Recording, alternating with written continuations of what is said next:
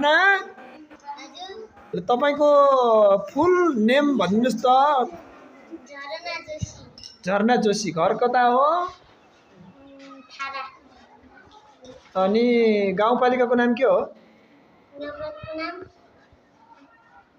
तपाईको गाउँपालिका खत्तेर गाउँपालिका। जिल्ला कुन हो? अनि आज तपाईँ अगाडि आउनु भएको छ हैन? साथीहरु यसरी हेरिराख्नु भएको छ उताबाट है?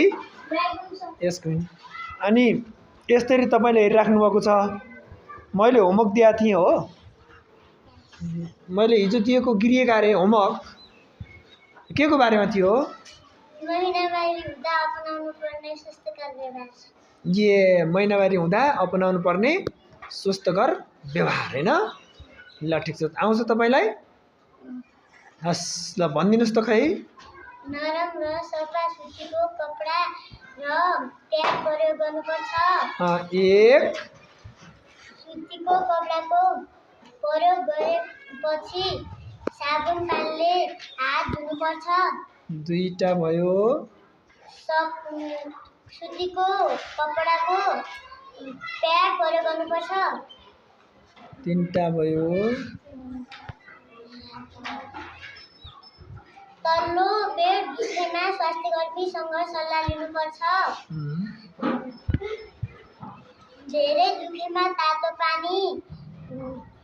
पानीले सेक्नुपर्छ। त्यति हो। Thank you so much. All of you clap.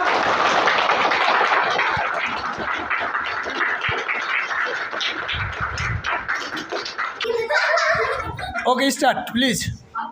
तपाईँ अगाडि क्लासको अगाडि आउनु भएको छ है? तपाईलाई होमवर्क दिएको थिएँ मैले है? के थियो होमवर्क भन्नुस् त? महिनावारी हुँदा अपनाउनु पर्ने स्वस्थकर व्यवहारहरू त्यही हो त? ल आफ्नो परिचय दिनुस् पहिला, त्यसपछि भन्नु होला अनि त्यसपछि अनि ठीक हुन्छ। ल भन्नुस्। नमस्ते, मेरो नाम सुरेश राव। यता फर्किनु। म कक्षा 5 मा पढ्छु। मेरो घर खमाले हो। आजकल म घानतडीमा बस्छु। सरले हिजो हामीलाई महिनावारी हुँदा अपनाउनु पर्ने स्वस्थकर व्यवहार पढेर आउने भन्नुभएको थियो। महिनावारी हुँदा ल ठिकै छ। त्यो महिनावारी हुँदा त्यो ठिकै छ। झरनाले भनेको अनुसार हो हैन? तपाईको घरमा महिनावारी हुने को हुनुहुन्छ? आमा? अरु कोही हुनुहुन्न?